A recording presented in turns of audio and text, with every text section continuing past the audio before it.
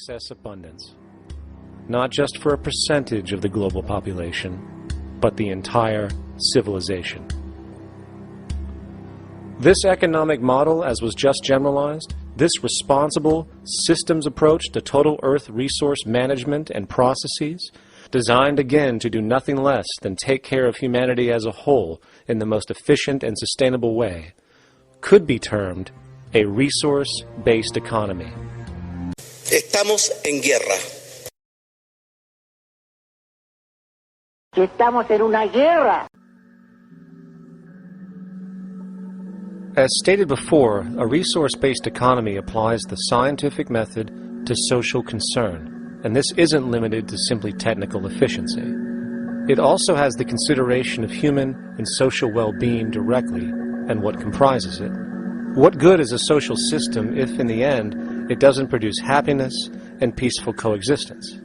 So it is important to point out that with the removal of the money system and the necessities of life provided, we would see a global reduction in crime by about 95% almost immediately, for there is nothing to steal, embezzle, scam, or the like. 95% of all people in prisons today are there due to some monetary-related crime or drug abuse, and drug abuse is a disorder, not a crime. So what about the other 5%, the truly violent, often seeming to some as being violent for the sake of being violent? Are they just evil people? The reason that I frankly think it's a waste of time to engage in moral value judgments about people's violence is because it doesn't advance by one iota our understanding of either the causes or the prevention of the violent behavior. People sometimes ask if I believe in forgiving criminals. My answer to that is, no, I don't believe in forgiveness any more than I believe in condemnation.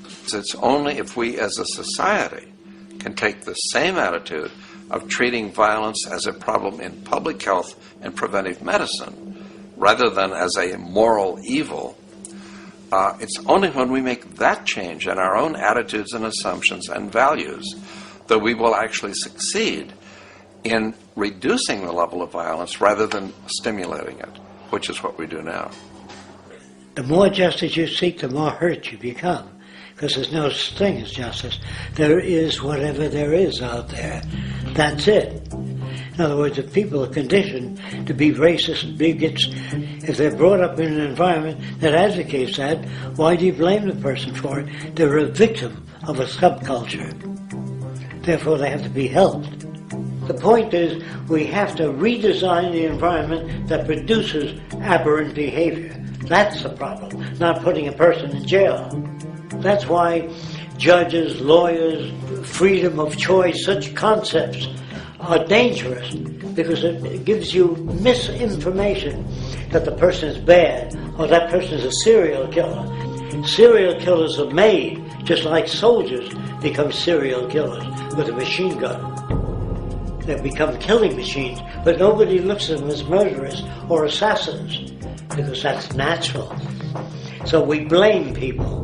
We say, well, this guy was a Nazi, he tortured Jews. No, he was brought up to torture Jews. Once you accept the fact that people have individual choices and they're free to make those choices, free to make choices means without being influenced. And I can't understand that at all. All of us are influenced in all our choices by the culture we live in, by our parents, and by the values that dominate. So we're influenced. So there can't be free choices. What's the greatest country in the world? The true answer, I haven't been all over the world, and I don't know enough about different cultures to answer that question. I don't know anybody that speaks that way. They say, it's good old USA, the greatest country in the world. There's no survey. Have you been to India? No. Have you been to England? No. Have you been to France? No. What do you make your assumptions on? They can't answer. They get mad at you. They say, well, goddamn it, who the hell are you to tell me what to think? You know, don't forget, you're dealing with aberrated people. They're not responsible for their answers. They're victims of culture. That means they've been influenced by their culture.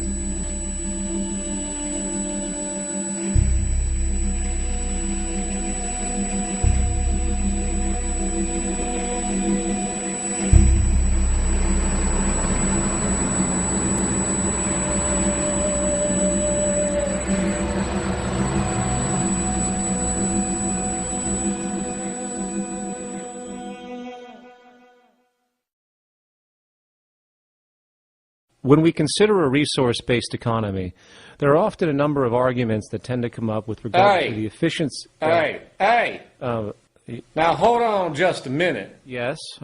I know what this is. This is called Marxism, buddy. Stalin killed 800 billion people because of ideas like this. My father died in the Gulag. Hold on. Communist, fascist. You know, like America, you should just leave. All right, everybody just calm down. Death to the New World Order. Death to the New World Order. And as the irrationality of the audience grew, shocked and confused, suddenly the narrator suffered a fatal heart attack. And the seemingly communist propaganda film was no more.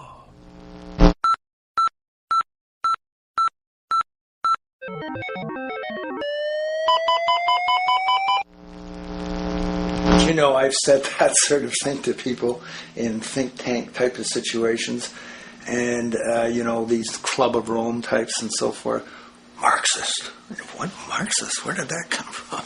You know, they got this icon they hold on to. It's their holy grail. And it's such an easy one, you know. People ask if I'm a socialist or a communist or a capitalist, and I say I'm none of the above. And why do you think that those are the only options? All of those political constructs were created by writers who assumed that we lived on a planet of infinite resources. Not a one of those political philosophies even contemplates that there might be a shortage of anything. I believe that communism, socialism, free enterprise, fascism are part of social evolution. That you can't take a giant step from one culture to another, but they're in-between systems. Before there's any ism, we've got a life ground, and the life ground is, as I just described most easily, it's all the conditions required to take your next breath, and that involves the air you breathe, the water you get, the safety you have, the education you can access, all these things that we share and use and that no life in any culture can do without. So we've got to reset down to the life ground, and the life ground is no longer any ism. It's life value analysis. It's simply a matter of historical fact that the dominant intellectual culture of any particular society reflects the interests of the dominant group in that society.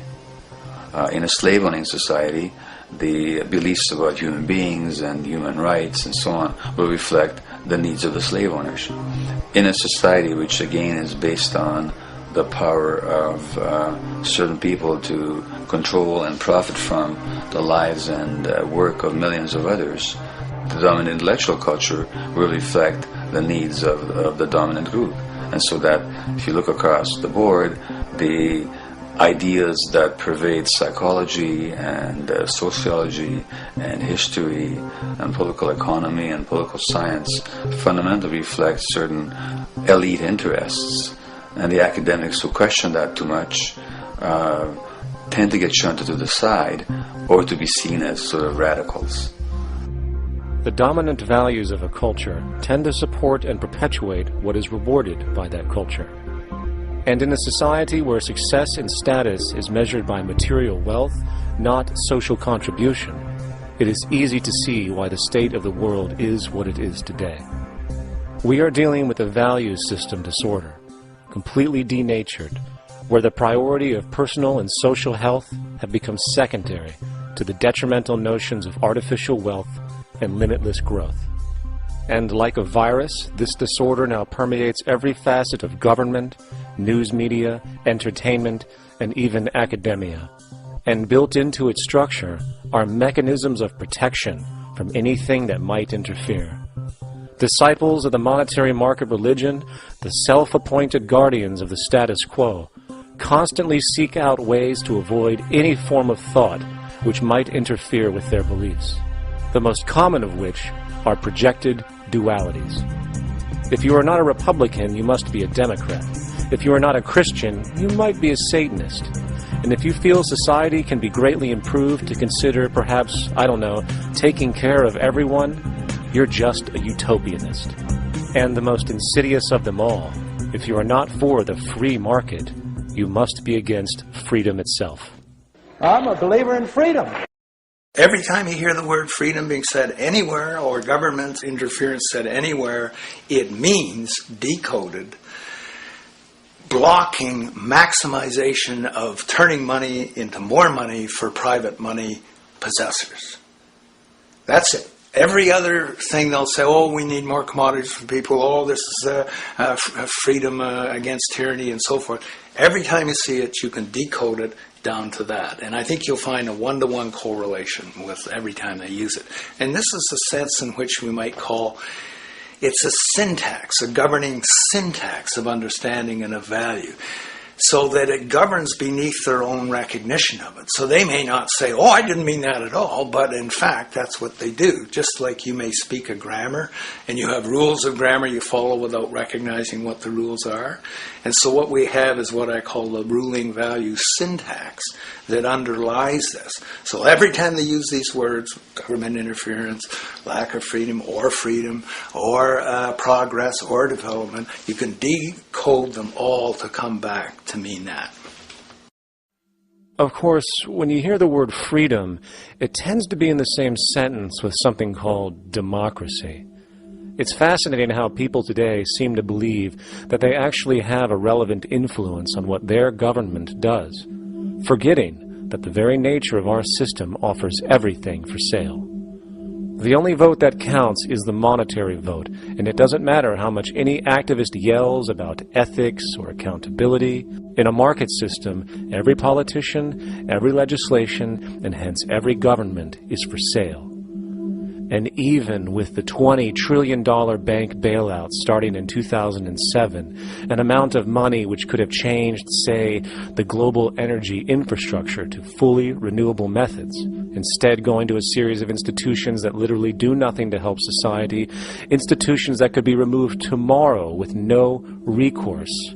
The blind conditioning that politics and politicians exist for the public well-being still continues. The fact is, politics is a business, no different than any other in a market system, and they care about their self-interest before anything else. I don't really, honestly, deep down believe in political action. I think the system contracts and expands as it wants to. It accommodates these changes. I think the civil rights movement was an accommodation on the part of those who own the country. I think they see where their self-interest lies. They see a certain amount of freedom seems good, an illusion of liberty. Give these people a voting day every year so that they'll have the illusion of meaningless choice. Meaningless choice that we go like slaves and say, "Joe, I voted." The limits of debate in this country are established before the debate even begins, and everyone else is marginalized. They're made to seem either to be communists or was some sort of disloyal person. A kook, there's a word. And now it's conspiracy. Say, they've made that something that should not be even entertained for a minute, that powerful people might get together and have a plan. Doesn't happen. You're a kook. You're a conspiracy buff. And of all the mechanisms of defense of this system, there are two that repeatedly come up. The first is this idea that the system has been the cause of the material progress we have seen on this planet. Well, no. There are basically two root causes which have created the increased so-called wealth and population growth we see today. One, the exponential advancement of production technology, hence scientific ingenuity. And two, the initial discovery of abundant hydrocarbon energy, which is currently the foundation of the entire socioeconomic system. The free market, capitalist, monetary market system, whatever you want to call it, has done nothing but ride the wave of these advents with a distorted incentive system and a haphazard, grossly unequal method of utilizing and distributing those fruits. Y arriba los corazones.